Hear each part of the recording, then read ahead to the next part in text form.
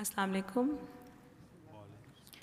alaikum. Let us turn our attention towards the need of safeguarding and preparing ourselves during the times when communities are hit by a disaster situation. As you have heard about the nuclear disaster, I'm not sure my presentation will cover that, but let's talk about more manageable disasters.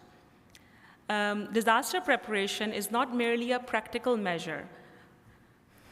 It is a reflection of deep faith and resilience as highlighted in the Holy Quran, Surah Al-Baqarah, verses 155 and 157. Allah says, "A'udhu billahi minash shaitanir rajeem," and give good tidings to the patient who, when a misfortune overtakes them, say, "Indeed, we belong to Allah, and indeed to Him we will return." These verses emphasize on the importance of being prepared, both spiritually and physically, for such challenges. It encourages us to adopt a mindset of patience and resilience and reliance on Allah, while also taking all the proactive worldly measures to handle any given situation. Today, my colleagues will also discuss disaster relief initiatives in terms of cost-effective relief, in terms of cost-effective solutions for immediate shelters, and try to explore sustainable design techniques to help rebuilding communities after a crisis. For this purpose, we need to understand the landscape of disaster management, where we encounter three pivotal phases. First is how to prepare ourselves for a disaster. Second is the immediate disaster relief response. And last, but not the least, is the recovery process. It is important to have a comprehensive disaster plan. Effective disaster response requires adaptable and robust action plans. These plans are usually created at the local, state, or federal level. Once the plan is in place, it needs regular updates and training programs for emergency responders. But most importantly, it is crucial to foster a culture of readiness in our communities with ongoing discussions and continuous education. In any emergency response, whether it be a natural disaster or man-made crisis, key players include government-funded agencies, nonprofit organizations, and private sectors. In this slide, you can see many prominent names in this regard. It is important to know about these organizations and the work they do in the times of need. While preparing for a disaster or responding after its devastation, one of the immediate needs is providing shelters for the displaced and affected individuals. In USA, the most common types of immediate shelters are schools, stadiums, and other large public buildings.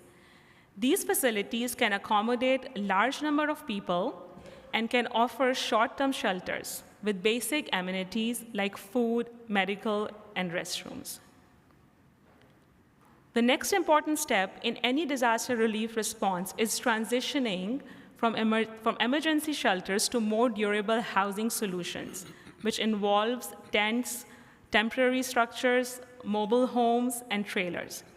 Their swift deployment and flexibility is essential and can provide shelter with some sort of privacy for displaced individuals in post-disaster situations while their homes are under construction. Other forms of transitional housing can be hotels and home sharing programs. Hotels provide private accommodations to the affected and can be used as immediate shelters when mass sheltering is not suitable, as we have seen in the case of COVID-19.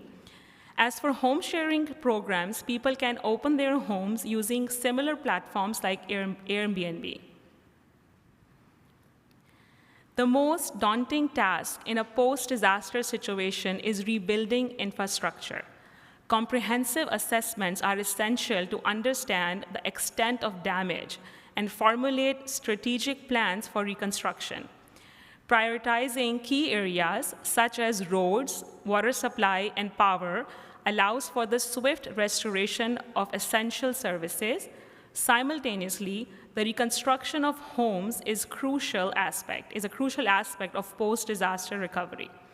The urgency of rebuilding communities using resilient and sustainable design can create a lasting and effective recovery framework. In the aftermath of a disaster, while immediate physical assistance takes precedence, it's essential to recognize the profound impact on individuals' mental well-being. Mental health support is often overlooked during the initial disaster response. Acknowledging the importance of mental well-being in the recovery process is vital for building resilient and strong communities. It is of utmost importance for us, not only as architects, engineers, doctors, and other professionals, but as a community to collaborate in taking proactive steps to adequately prepare ourselves using sustainable and affordable strategies in tackling any potential crisis. Embracing this mindset will empower communities to face uncertainties with confidence, embodying the spirit of being prepared rather than overwhelmed by fear. Jazakallah.